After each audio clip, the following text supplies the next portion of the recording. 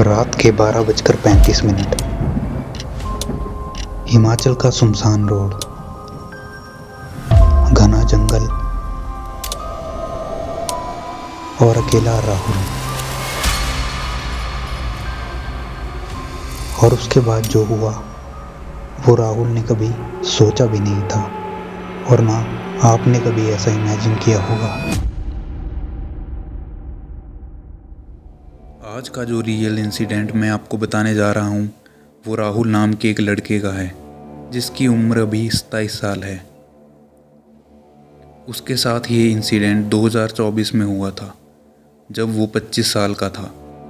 ये real incident सुनने के बाद आपको समझ में आएगा कि रात को हिमाचल में ट्रैवल करना आपके लिए कितना ख़तरनाक साबित हो सकता है और आपकी जान भी जा सकती है। राहुल कसौली से 12 किलोमीटर दूर एक छोटे से गांव में रहता है और कसौली में जॉब करता है। डेली का आना जाना वो बाइक पर करता है। उसकी डेली नाइट शिफ्ट रहती थी और हर रोज़ वो रात के 7 बजे घर से निकलता था और 8 बजे से उसकी शिफ्ट स्टार्ट होती थी और सुबह के 8 बजे शिफ्ट ओवर होती थी। एक दिन उसे उसके पापा का कॉल आता है। टाइम रात के 12 बज रहे होते हैं। उसके पापा उससे कहते हैं कि घर आ जा, उसके मम्मी की तबीयत ख़राब हो रही है, बुखार और वॉमिटिंग ज़्यादा हो रही है, शायद उसे हॉस्पिटल ले जाना पड़े। राहुल उसी वक्त अपने ऑफिस में इन्फॉर्म करता है और थोड़ी देर में ही कसौली से घर को चल पड़ता है। वैसे तो वो इतनी रात को कभी घर को अकेले नहीं गया, वो सुबह ही घर जाया करता था।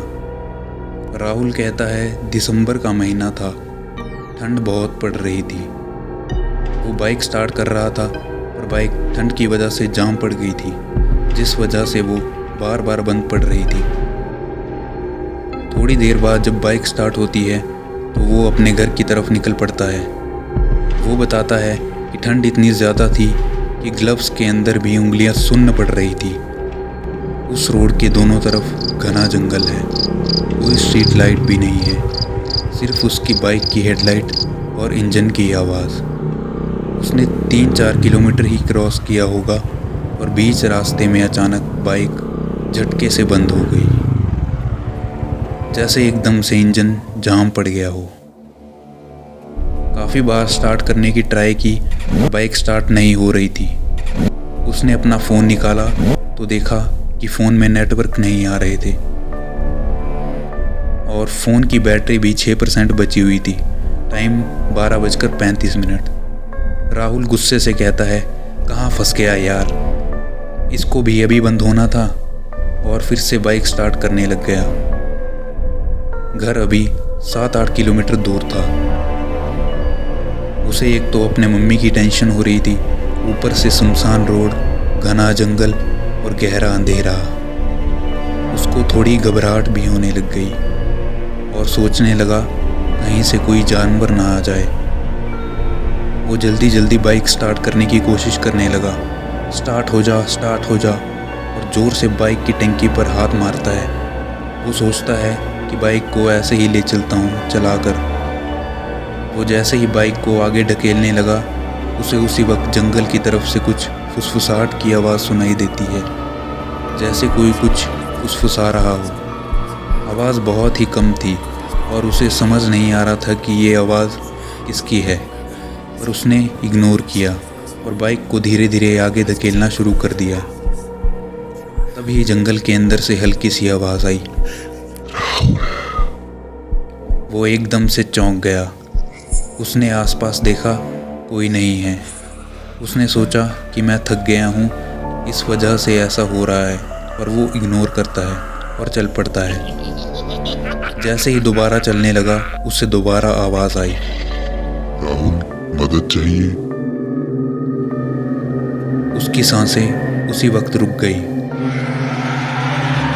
उसने पीछे की तरफ देखा, कोई नहीं था, और आवाज़ उसे इतनी ज़्यादा करीब से आई थी जैसे कोई उसके बिल्कुल नज़दीक हो।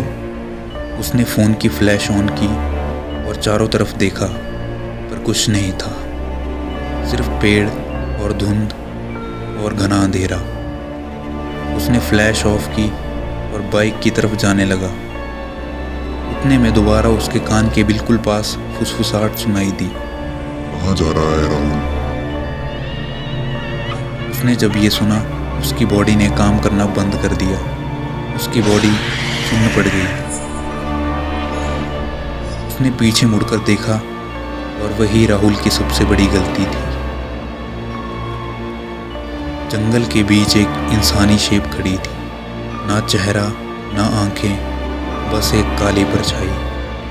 और उसके पैर जमीन को छू ही नहीं रहे थे, मतलब पाँव नहीं थे, बस कुछ अजीब सी शेप थी जो उसकी तरफ घूर रही थी। और वो परछाई उसकी तरफ धीरे धीरे आगे बढ़ने लगी। उसके हाथ पांव ये सब देखकर कांपने लगे। बिना देर किए वो दोबारा बाइक की तरफ मुड़ता है और हनुमान जी का नाम लेना स्टार्ट कर देता है और बाइक की तरफ भागता हुआ बाइक तक पहुंचता है और बाइक स्टार्ट करने लगता है। और अचानक से उसकी बाइक स्टार्ट हो जाती है। उसने बाइक तेज़ी से भगानी स्टार्ट की। बाइक का हॉर्न बजाते बजाते जाने लगा, पर उसे ऐसा लग रहा था वो परछाई उसके पीछे ही है। उसकी फुसफुसाहट उसे सुनाई दे रही थी। थोड़ी देर में उसे ऐसा लगता है जैसे उसके साथ साथ कुछ चल रहा है और उसे आवाज़ आती है, कहाँ भाग रहा है तू? अब बच नहीं सकता। और अचानक से वो परछाई उसकी बाइक के बिल्कुल सामने आ गई और वो डर गया। उसकी बाइक पहाड़ से टकरा गई और वो बेहोश हो गया। थोड़ी देर बाद उसे होश आई। वो उठा तो उसकी टांग और बाजू में चोट लगी हुई थी और बहुत दर्द हो रहा था। उसने आसपास देखा तो कोई नहीं था। उसकी बाइक साइड में गिरी हुई थी।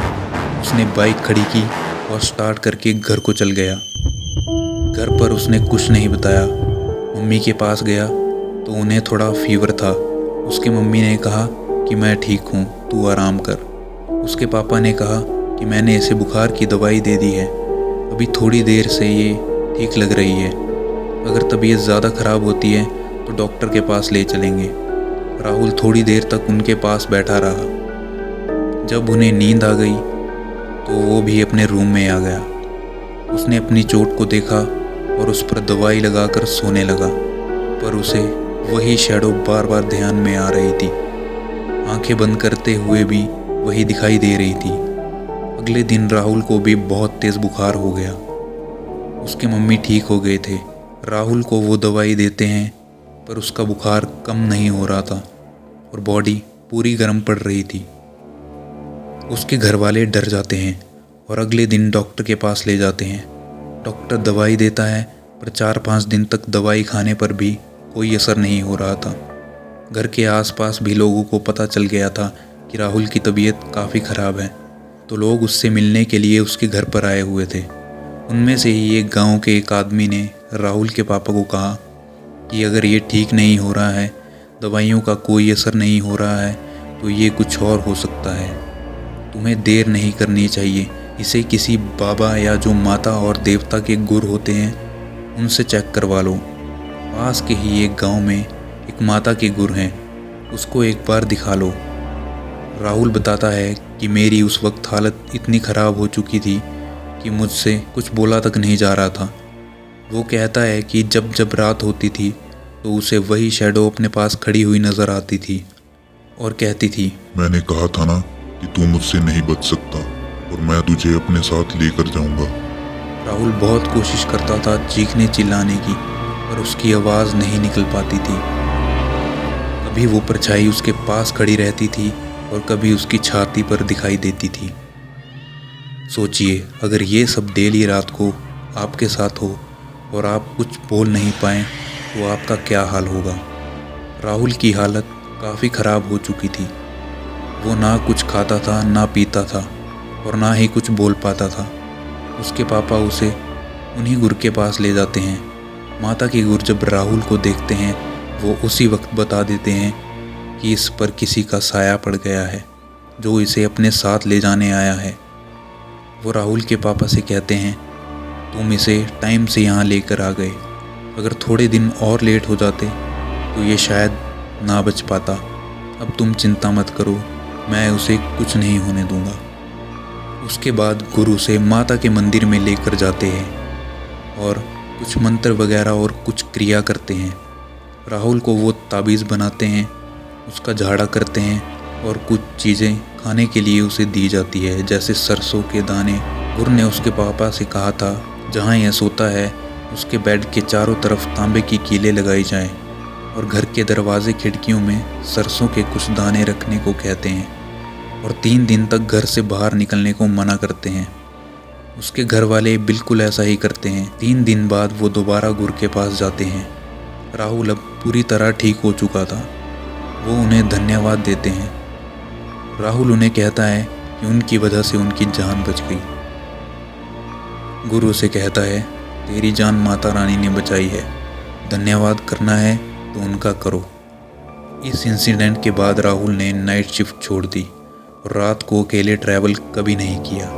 तो इस रियल इंसिडेंट से आपको ये तो पता चल ही गया होगा कि हिमाचल में रात को ऐसे ट्रैवल करना आपके लिए कितना भारी पड़ सकता है, जिससे आपकी जान भी जा सकती है। इस दुनिया में अगर पॉजिटिव एनर्जी है तो उतनी ही नेगेटिव एनर्जी भी है। वो हमें कब और कहाँ टकर जाए इसका कोई आइडिया नहीं है। हिमाचल में ऐसी बहुत सी घटनाएं होती हैं और बहुत लोग अपनी जान भी गंवा चुके हैं। कुछ लोग इसे मजाक और अंधविश्वास कहकर टाल देते हैं, पर जब खुद पर बीतती है तभी समझ आता है। जो भी ये वीडियो देख रहे हैं और इन सब चीज़ों पर विश्वास रखते हैं, उनसे मैं यही कहना चाहता हूँ कि हिमाचल में रात को ट्रैवल करना अवॉइड करें और सेफ रहें। अगर आपको ऐसे और भी रियल इंसिडेंट जानने हैं तो हमारे चैनल को अभी सब्सक्राइब करें। धन्यवाद।